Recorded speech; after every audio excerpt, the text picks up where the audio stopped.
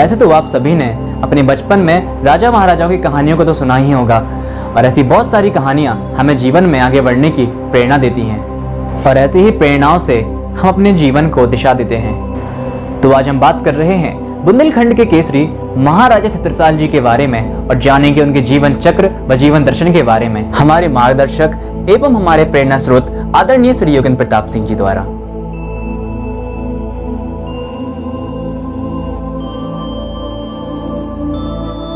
आज हम बुंदेली माटी के उस महान योद्धा की गौरव गाथा सुनाने जा रहे हैं, जिन्होंने बुंदेलखंड साम्राज्य की स्थापना 16वीं शताब्दी में की थी, जो शस्त्र एवं शास्त्र के महारथी थे और जिन पर तीनों देवियों की कृपा वृष्टि थी, माँ सरस्वती, माँ लक्ष्मी तथा माँ दुर्गा की।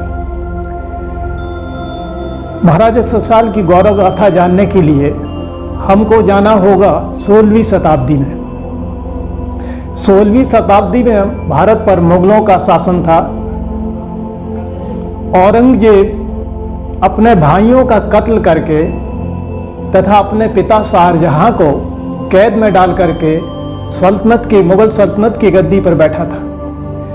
इतिहासकारों के अनुसार औरंगजेब एक क्रूर और कट्टरपंथी शासक था।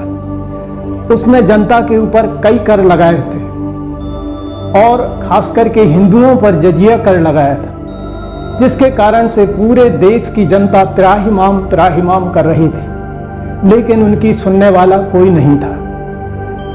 और जब कोई नहीं सुनता है तो ईश्वर अवश्य सुनते हैं, और ईश्वर ने उनकी प्रार्थना को सुना और भारतवर्ष में 3 शक्तियां अवतरित हुई।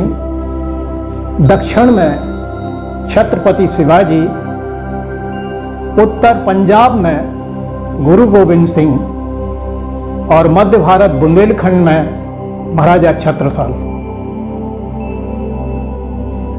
और इन तीनों शक्तियों ने औरंगजेब को ललकार करके उसे कमजोर किया और उसके अत्याचार अनाचार को उन्होंने समाप्त किया, और अंत में मुगल सल्तनत धीरे धीरे ध्वस्त हो गई।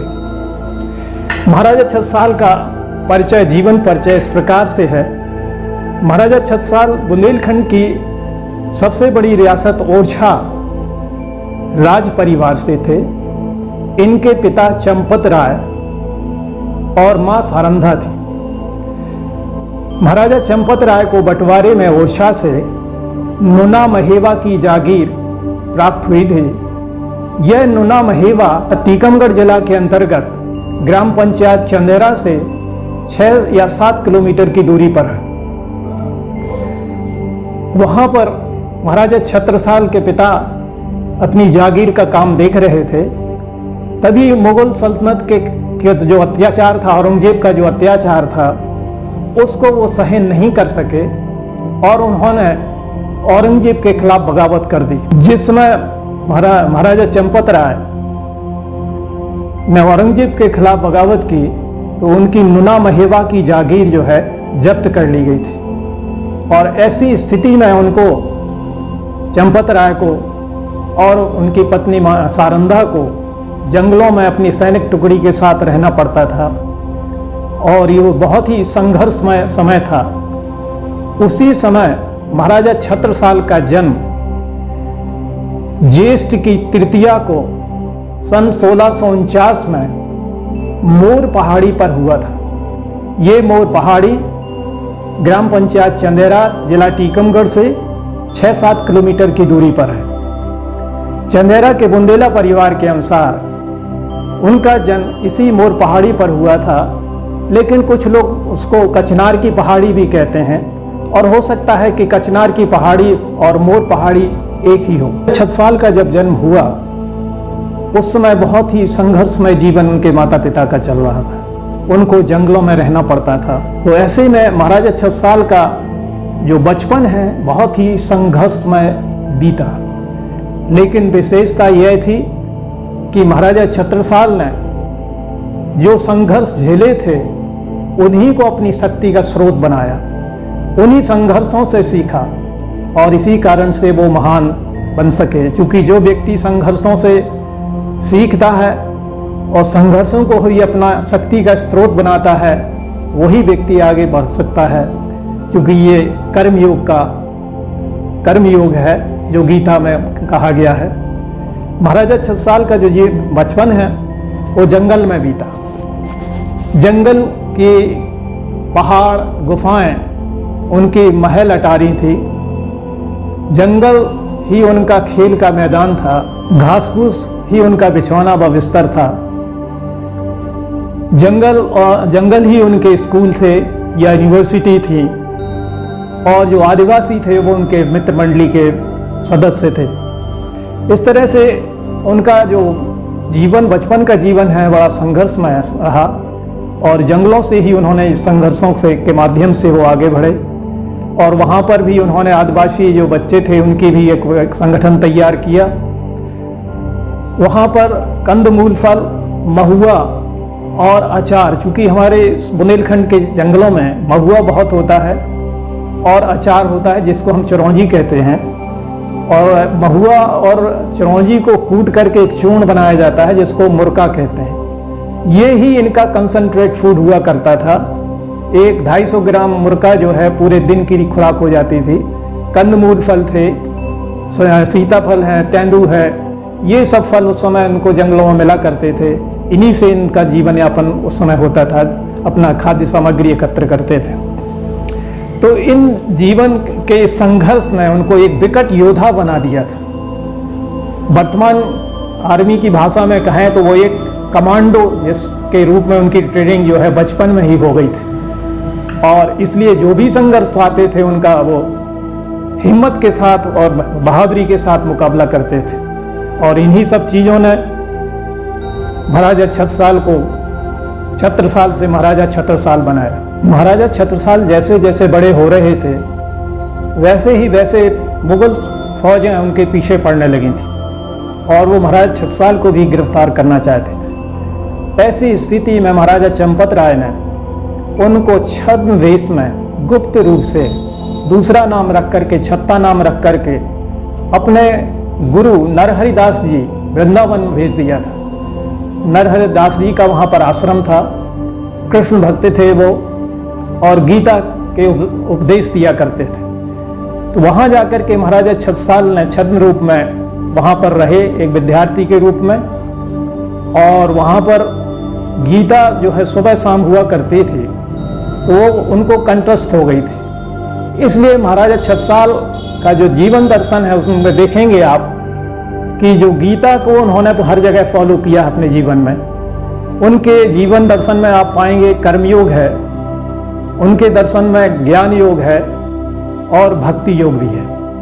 भक्ति योग पर उन्होंने कृष्ण भगवान के ऊपर कई काव्य रचनाएं की हैं जिनका आगे मैं वर्णन करूंगा। तो इस प्रकार से उनका अगर हम ये देखें तो वो पूरी तरह से गीता को जो उन्होंने आत्मसात किया था उसी गीता को उन्होंने अपने जीवन में जिया था।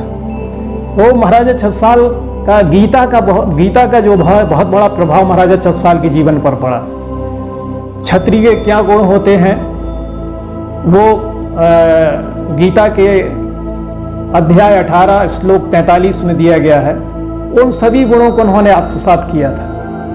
तो इस प्रकार से हम देखते हैं कि महाराजा छत्रसाल के जीवन दर्शन पर गीता का प्रभाव पड़ा, और इसीलिए कर्मयोग, ज्ञान योग और भक्ति योग से उनका पूरा जीवन युक्त रहा। और यही वजह है कि 3 देवियाँ, माँ सरस्वती, माँ लक्ष्मी, माँ दुर्गा का उनके ऊपर वरद हस्त रहा है। छत्रसाल जी जब 16-17 वर्ष के थे वृंदावन में, वहाँ पर उनके आश्रम में, नरहरिदास जी के आश्रम में रहे थे, उसी समय उनको खबर लगी कि उनके माता पिता जो हैं महाराजा चंपत राय और सारंधा मुगलों के द्वारा घेर करके वहाँ पर उनको शहीद कर दिया गया है।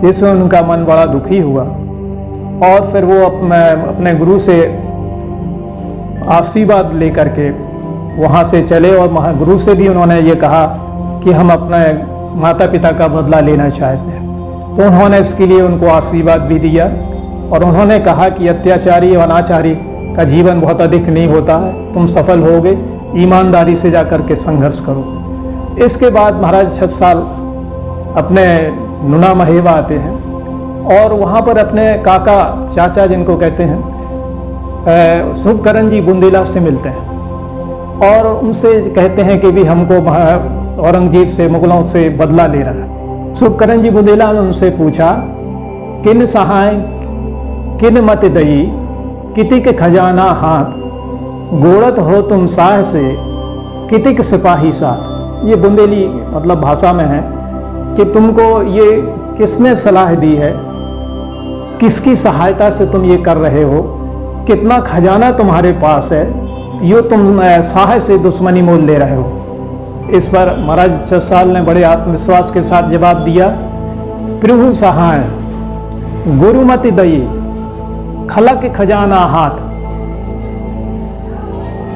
लोभ तजे लोह गहे, यही सिपाही साथ। प्रभु सहाय मतलब प्रभु की सहायता है और गुरु ने सलाह व आशीर्वाद दिया है। ये पुरुषार्थी हाथ ही हमारे खजाना हैं, क्योंकि हमने लोहा हथियारों को अपने हाथों में ले लिया है और लोभ को तज दिया है।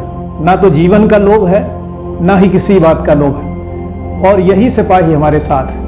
तो ये देखिए महाराज छसाल का कितना आत्मविश्वास के साथ जो जवाब है, ये तो वास्तव में युवाओं के लिए बहुत प्रेरणा के स्रोत है।